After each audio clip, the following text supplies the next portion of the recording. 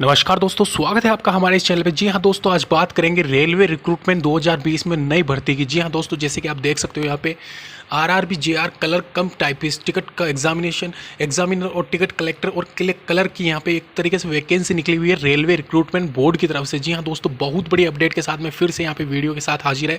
तो उससे पहले आप सभी से रिक्वेस्ट है, अगर आप नए हो हमारे इस चैनल पर सब्सक्राइब कर लीजिए। आज ही नए जॉब और नोटिफिकेशन के बारे में हम रोज़ यहाँ पे अपडेट डालते रहते हैं। इसके अलावा साथ ही साथ जो करंट वैकेंसीज चल रही है, अगर बात करूँ यहाँ में एनटीपीसी ग्रुप डी और इसके अलावा आइसोलेटेड मिनिस्ट्रियल भर्ती की, तो उन सब के बारे में भी पल पल की अपडेट हम देते रहते हैं आप इस चैनल के माध्यम से। तो दोस्तों, हमारे इस चैनल को आज ही सब्सक्राइब कर लीजिए, लाइक करें, शेयर करें। तो चलिए दोस्तों, शुरू करते हैं आज का ये वीडियो।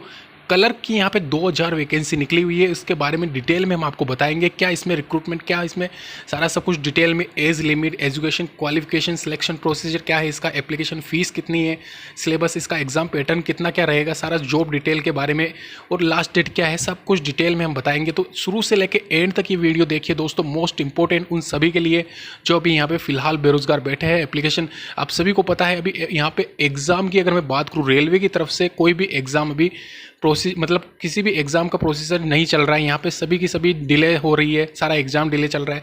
तो चलिए दोस्तों, शुरू करते हैं। सबसे पहले इस वैकेंसी के बारे में बता देता हूँ मैं आपको। पोस्ट नेम है यहाँ पे booking clerk, reservation clerk, enquiry clerk, पैराम फार्मासिस्ट के नाम से यहाँ पे ये निकली हुई है। वैकेंसी यहाँ पे 2000 है और सैलरी की बात करूँ 5200 से 20200। यहाँ पे ग्रेड पे 1900, यानी कि आप ये मान के चलिए आराम से आपका 35-36 के आसपास यहाँ पे बनेगा पर मंथ। जी हाँ दोस्तों, स्टार्टिंग में आपका 35-36 के 36,000 के आसपास आपका ये टारगेट रहेगा पहली सैलरी का।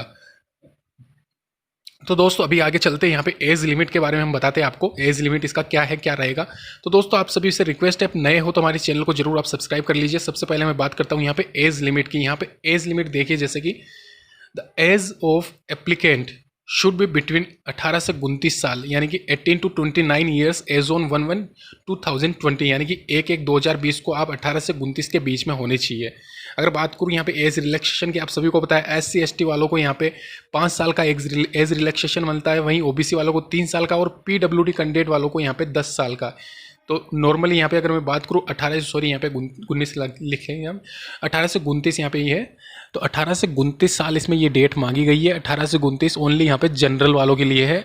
अगर आप OBC में आते हो तो आप अपने मतलब कि +3 कर लो, और SC ST में आते हो तो +5 कर लो। अभी बात करते हैं यहाँ पे एजुकेशन क्वालिफिकेशन की। इसमें क्या क्वालिफिकेशन मांगी गई है रेलवे के द्वारा।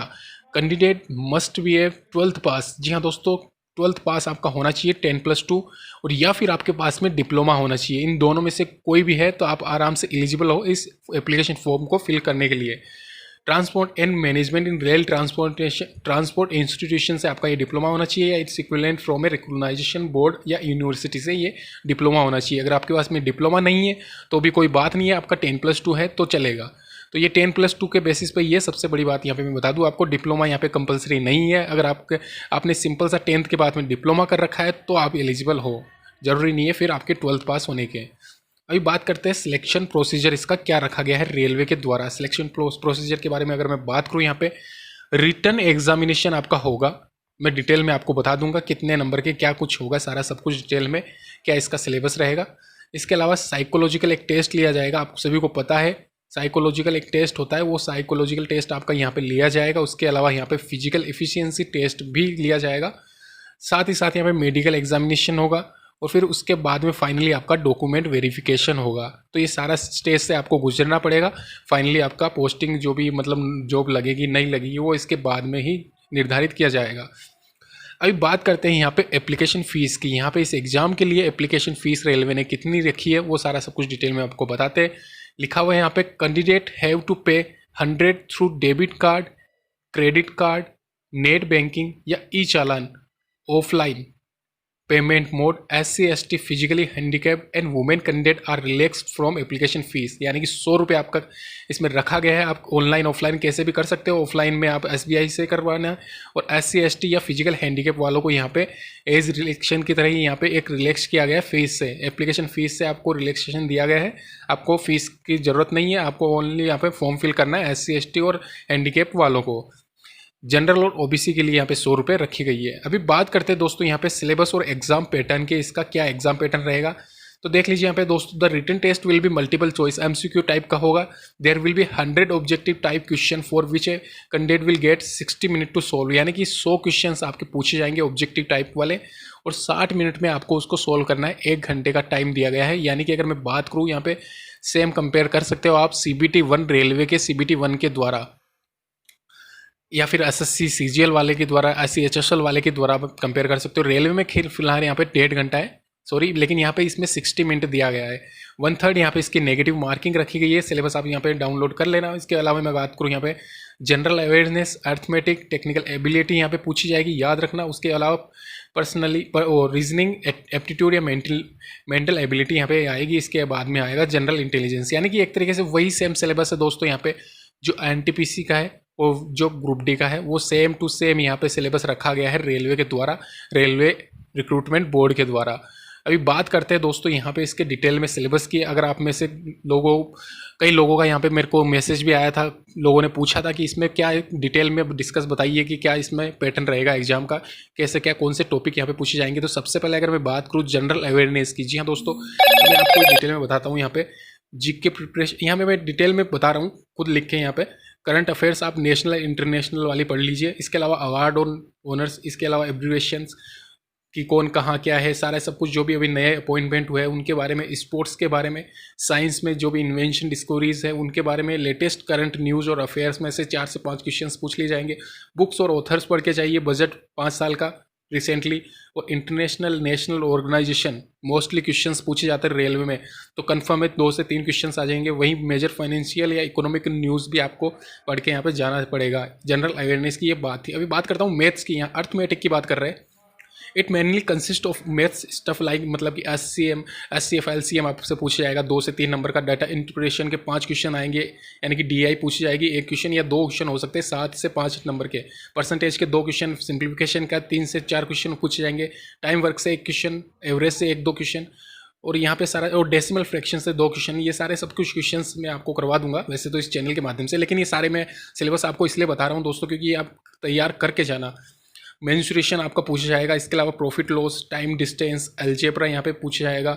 Simple and compound interest, ratio, proportional और नंबर सिस्टम, यानी कि एवरेज यहाँ पे अर्थमेटिक के जितने भी चैप्टर है वो आपको सारे करके जाने पड़ेंगे। मेंसुरेशन और अलजेब्रा दोस्तों मैंने इसलिए बताया आपको, वैसे तो यहाँ पे 2-3 क्वेश्चन आएंगे तो आप इसको छोड़ भी सकते हो, जरूरी नहीं है इसको करने की। अर्थमेटिक आप प्रिपेयर करके जाइए।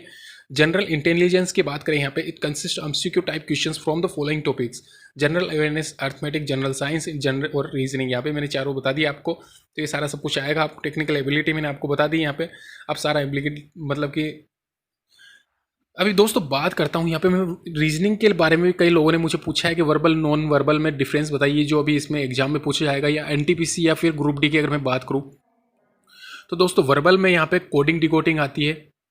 प्रॉब्लम ऑन एजेस भी यहाँ पे इसी वर्बल का ही पार्ट होता है एक रीजनिंग में। नंबर सिस्टम यहाँ पे इसी का पार्ट होता है। डेसिमल मेकिंग, अल्फ़ाबेट सीरीज होती है। इसके अलावा test of direction sense, blood relation वाले भी क्वेश्चंस आते हैं। एनालॉजी वाले क्वेश्चंस भी यहाँ पे वर्बल के ही पार्ट होते हैं रीजनिंग में, तो ये ध्यान रखिए। वर्बल का ये सारे सब कुछ क्वेश्चन, मतलब टॉपिक आपके कवर है, तो कहीं आप अटकेंगे नहीं इस एग्जाम में। नॉन वर्बल के बारे में बात करूँ, क्यूब और डाइस वाले क्वेश्चन, पासे वाले नॉन वर्बल सीरीज होती है। और फिगर्स वाले क्वेश्चन, मिरर इमेज वाले क्वेश्चन, जितने भी डायग्राम वाले क्वेश्चन आते हैं रीजनिंग में वो नॉन वर्बल कहलाते हैं। तो सारा सब कुछ डिटेल में आप पढ़ के जाइए। कंफर्म यहाँ पे रीजनिंग एक तरीके से, और मैथ यहाँ पे अर्थमेटिक पूछी जाएगी। तो दोस्तों यहाँ पे फाइनली अगर मैं बात करूँ इसका नोटिफिकेशन की, आप तो कंफर्म यहाँ पे ये वैकेंसी, अगर कलर 2000 की वैकेंसी ये निकली हुई है, फॉर्म फिल कर देना। अभी लास्ट डेट कंफर्म है नहीं, लेकिन कंफर्म ये मान के चलिए दोस्तों, इस वैकेंसी के अलावा अगर मैं बात करूँ इसके एग्ज़ाम डेट की, कंफर्म दोस्तों इसका जो एग्ज़ाम डेट होना है वो NTPC के बाद में ही होना है। NTPC या ग्रुप डी से पहले नहीं होगा। लेकिन फिलहाल अभी कुछ कह नहीं सकते, हो सकता है शायद थोड़ा डिले हो जाए, क्योंकि आप सभी को पता है करोड़ों की संख्या में फॉर्म आए हुए हैं NTPC ग्रुप डी के। लेकिन दोस्तों फॉर्म फिल करके रख दो, क्योंकि हो सकता है इन फ्यूचर आपका एग्ज़ाम ये पहले हो जाए, NTPC बाद में हो, तो कुछ भी हो सकता है। तुरंत जल्दी से फॉर्म फिल कर दीजिए, शेयर कीजिए ये नोटिफिकेशन। साथ ही साथ यहाँ पे आप सभी से रिक्वेस्ट है दोस्तों, हमारी इस वीडियो को लाइक, शेयर, सब्सक्राइब चैनल को जरूर कर लीजिए, क्योंकि हम इस एग्जाम से रिलेटेड जो भी न्यूज और नोटिफिकेशन आएगा सबसे पहले इस चैनल के माध्यम से आपको बता देंगे। साथ ही साथ NTPC और ग्रुप डी एग्जाम की प्रिपरेशन भी करवाएंगे। और इस अगर मैं बात करूँ यहाँ पे ग्रुप डी और NTPC एग्जाम के बारे में, दोस्तों आप सभी को पता है ई टेंडर की अभी लास्ट डेट आई नहीं है। फाइनली अभी कोई डिसाइडेड है नहीं कब आपका एग्ज़ाम होना है कब नहीं होना है। तो ये कंफर्म मान के चलिए इस साल के एंड में ही आपका एग्ज़ाम पॉसिबल है, अगर कंफर्म यहाँ पे ई टेंडर की या डेट आती है तो। फिलहाल के लिए दोस्तों धन्यवाद वीडियो देखने के लिए, हमारे चैनल को सब्सक्राइब करना न भूलें।